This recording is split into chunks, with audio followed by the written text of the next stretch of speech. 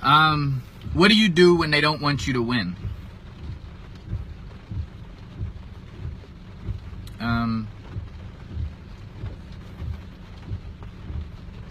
That's a good one. When they don't want you to win, I'll tell you what you don't do. You don't give up, right? You don't sit down. You don't take a break, right? We hit pause, but we don't hit the stop button, right? You can't give up, right? You can't stop because they don't want you to win. That has to be a reason why you do something about it, right? I remember when I was working at this company called HSBC, right? Maybe nobody else remembers it, but I know I remember it because it was done to me. I remember every single day at a certain point, I was a top performer. And I remember every single day, this dude would, this old guy, his name was John. He was probably about 65 years old at the time. And every single day that I would walk in, John would scream to the top of his lungs, because I would wear a suit, shirt and tie to work, even on casual days, right? And John would scream to the top of his lungs. He would say, "Look at Demetrius, all dressed up, going nowhere." Now, again, what do you do when they don't want you to win? Now, John didn't want me to win. That's clear, right? Every single day I walked in and he screamed it to the top of his lungs. This is weeks in the making. He was doing this week after week after week, every single day. But what did I do? I used that. I used John as a reason.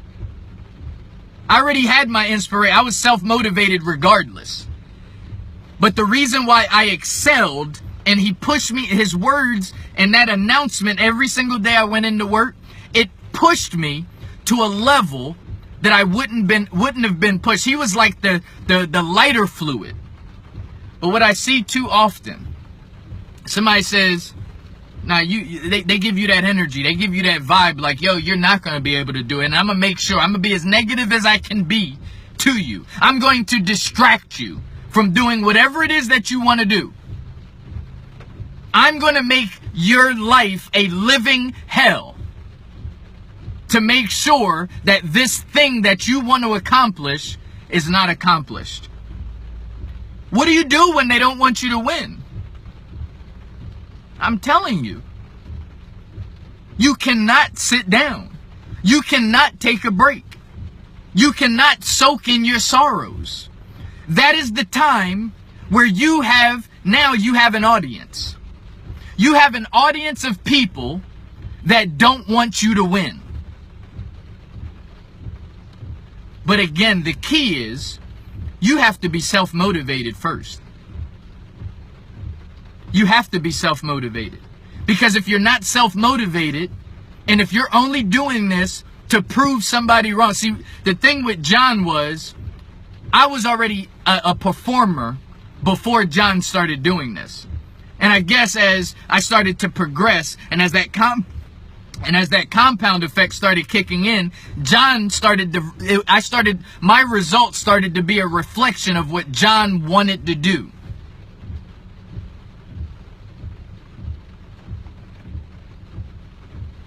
A lot of the times, when they don't want you to win,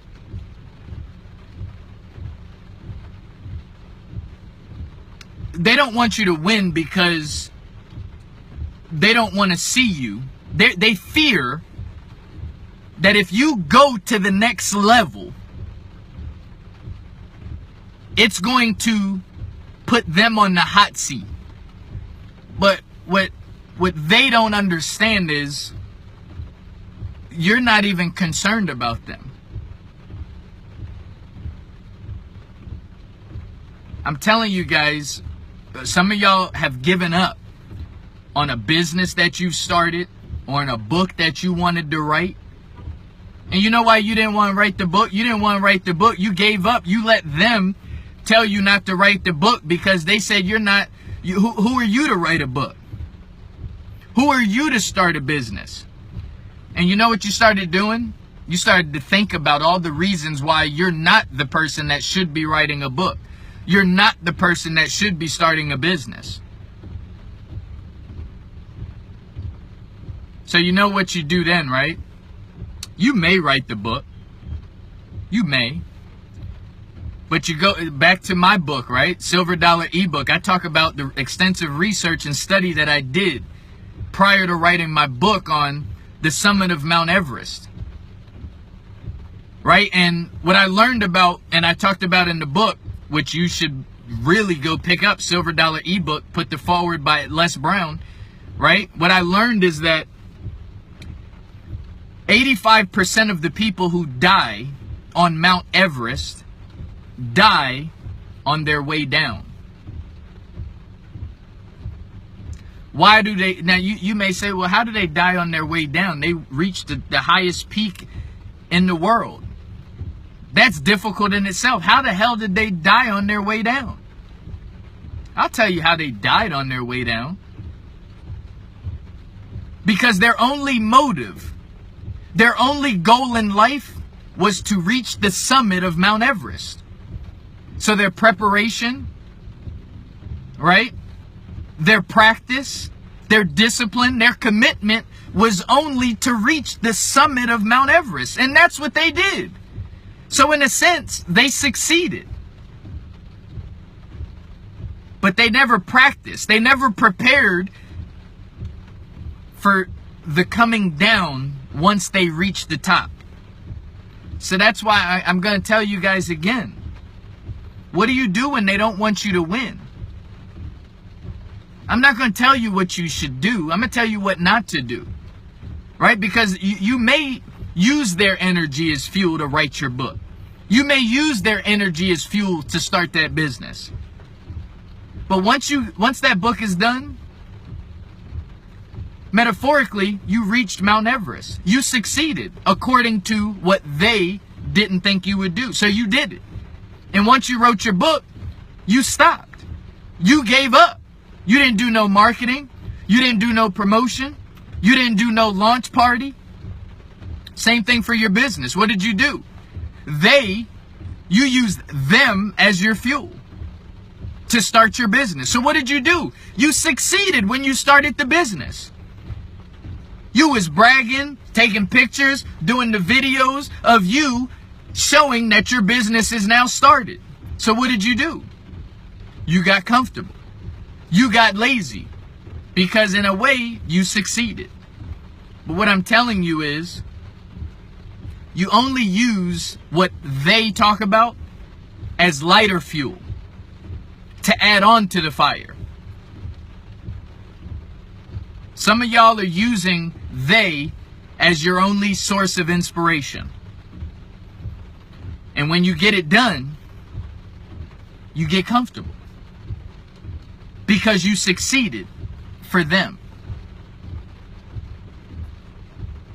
So the moral of this story is, don't slow down. Don't give up. Keep pushing forward. Once you accomplish a goal, set your ass another goal. Because I'll tell you one thing about haters. I'll tell you one thing about them. They get tired. They get really tired.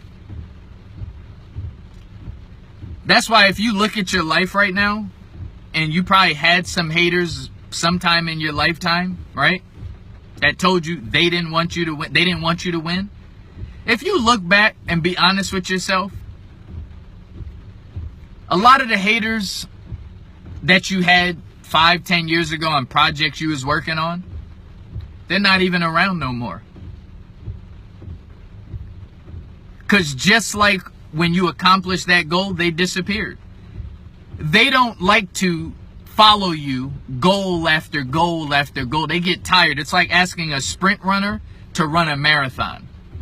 Usain Bolt is an extremely fast runner. I think he runs up to 30 miles per hour, maybe, give or take 5 miles. But Usain Bolt ain't going to beat Roger Bannister in a marathon race. Because he's not fit. They do not travel with you from goal to goal to goal to goal. They're not looking to stop your life. They're looking to stop your goal. And once you pass that goal, they eventually disappear. But they will only disappear, they only stick around if, and only if, you don't set another goal. Of course, I know what you're thinking. You're thinking, well, when I set another goal, I'm going to have a new set of haters. You're right. But it's science. It's scientifically proven. New goals create new haters. But it's never the same ones. So if you can develop the habit of setting new goals, you'll never get tired of the current haters. Somebody wants me to fail right now, right? Somebody wants me to fail doing this video. But once it's done, they're on to the next person. Like, damn, he made it through. Damn, he made it through. Damn, he made it through. Who else can I bother? Or they'll try again for a new one. But eventually, they stop. Haters don't stop. New ones are created. New haters are created every day. The more goals you set for yourself. You open up your business. Eventually, you keep working your business. You set a goal. All right, this first month, we're going to bring in this amount of revenue. They're going to leave you alone. But then there's some new ones that's gonna surface. Right? And they'll only be there until you accomplish that goal and set another one. The key is setting that next goal. So don't give up. Don't slow down. Don't sit down. Set a new goal. Now, let me touch on this real quick, because this goal setting thing, it's become a popular thing to not set goals and not want to set goals because you don't feel that you're going to achieve them, and you don't want to expose your goal and look like a fool once you don't achieve them. Let me tell you something about these goals that you don't want to set. For one, majority of people don't set goals. But for two, the most important thing about this goal setting is most people don't achieve their goal. Right? Most people won't achieve their goal. For you, you may say, I said I was going to get this business started by the end of February. But let's say your business didn't get started in the end of February. But let's say you got that loan. Let's say you put in a grant loan. You put in a few grant loans that month of February. That got you a little bit closer. You didn't hit your goal, right? But you accomplished some things that will eventually help you hit that goal. So what do you do when the month of February is over, right? You take your small winnings, and then March 1st, you set a new goal for yourself, right? A new and improved goal for yourself. Don't sit down, man. Don't give up. I'll tell you, man, I know a lot of you don't want to hear this, because a lot of you see this, the shiny suits and the smoke and mirrors. I know a lot of you see that. So you may see some of your friends, you may see the people on television, you know, at a young age, making a lot of money, you know, buying the things that you want and you feel that you deserve. But the truth is,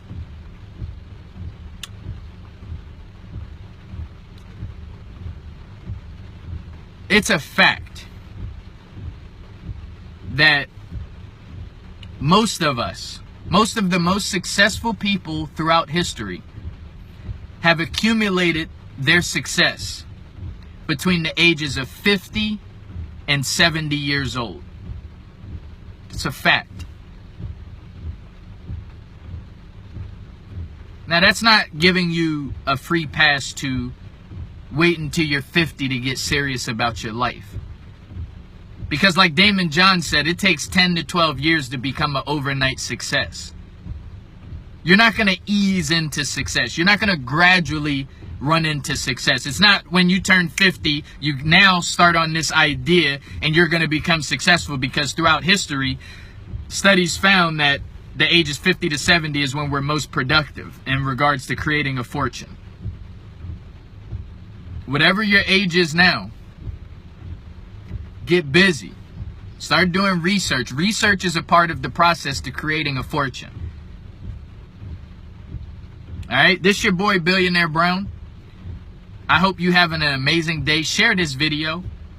Share it 3 times. Push it out to your network, because this is the type of conversation that we need to start hearing. Share this video 3 times. Tag some of the people that you know have given up on something in their life. Tag them. Make a difference. Create the conversation. We're going to see who's still around a decade from now. And I promise you, I know for sure who's not going to be here a decade from now. Them.